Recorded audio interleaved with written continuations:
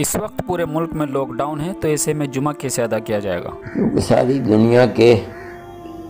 Doctor اور پھر ان کے کہنے کے اوپر جو ایڈمنسٹریشن ہے وہ یہ سمجھتا ہے کہ اس مرض کے اندر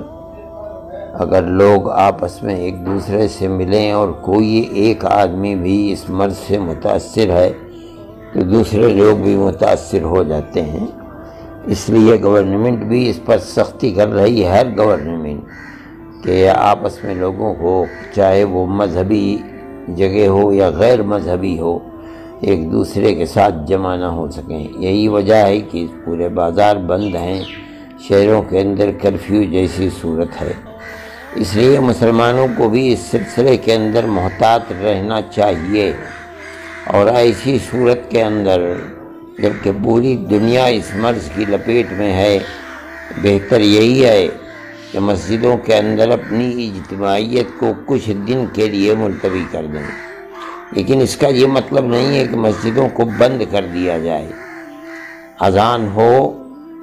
بہتر یہ ہے کہ وہ اذان لاؤڈ اسپیکر پر نہ ہو، اور اس کے بعد امام اور مؤذن یا مسجد کا کوئی خادم ہو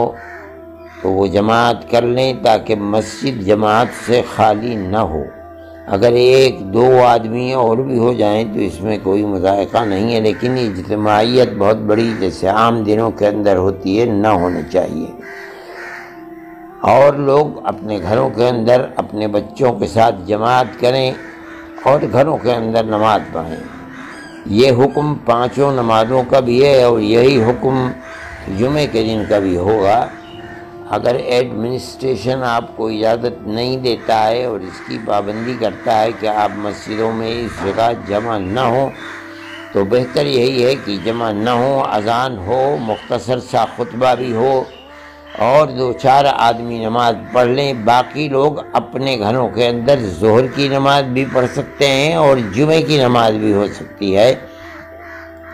اگر کوئی وہاں خطبہ دینے والا اور جماعت کو نماز پڑھانے والا ہو تو اس صورت کے اندر وہاں بھی اس کا حکم یہی ہے۔ اگر مسلمان یہ نہیں کرے گا بلکہ اصرار کرے گا کہ وہ جماعت ہی کے ساتھ نماز پڑھے تو اس کا خطرہ ہے کہ اگر ایڈمنسٹریشن یہ محسوس کرے گا کہ مرض کے بڑھنے کا سبب یہ ہو رہا ہے تو وہ مسجدوں میں تالے بھی لگا سکتے ہیں۔ اس لیے پھر نہ اذان ہو پائے گی اور نہ نماز اور جماعت ہی ہو پائے گی، اور ملک کے بعض حصوں کے اندر یہ صورتحال ہے، لیکن وہ خود ہماری غلطی کا نتیجہ ہے۔ اس لیے ہمارا مسئلہ یہی ہے، اور دارالعلوم نے بھی یہی فتویٰ دیا ہے کہ ایسی صورتحال کے اندر جب تک ملک کے اندر یہ مرض ہے اور اس پر قابو نہیں پایا، مکمل نہیں ہو پا رہا ہے، اس وقت تک جماعت کے سلسلے میں ہر جگہ لوگوں کو احتیاط کرنی چاہیے۔ جس طرح بازار بند ہیں، ساری ریلیں بند ہیں، بسیں بند ہیں، ہوائی جہاز بند ہیں، تاکہ لوگ ایک دوسرے کے ساتھ مل نہ سکیں، یہی حکم مسجد کا بھی ہوگا۔ مسجد کو بھی محتاط طریقے کے اوپر کھلا رہنے دینا چاہیے، ایسا نہ ہو کہ کہیں ہماری کسی اقدام اٹھائے ہیں اس کے روک کے لیے، کیا یہ کافی ہے؟ کچھ اور اقدام نہیں، یہ تو نہیں کہا جا سکتا کہ یہ کافی ہیں، اس لیے کہ دنیا کے وہ ملک جو بہت ترقی یافتہ ممالک ہیں، ان ممالک کے اندر بھی یہ وبا پھیلی ہے تو اس نے اتھل پتھل کر کے رکھ دیا ہے۔ ملکوں کی اقتصادیات، ان کے اموال اور ان کی دولت، ان کے کاروبار سب ختم ہو گئے ہیں۔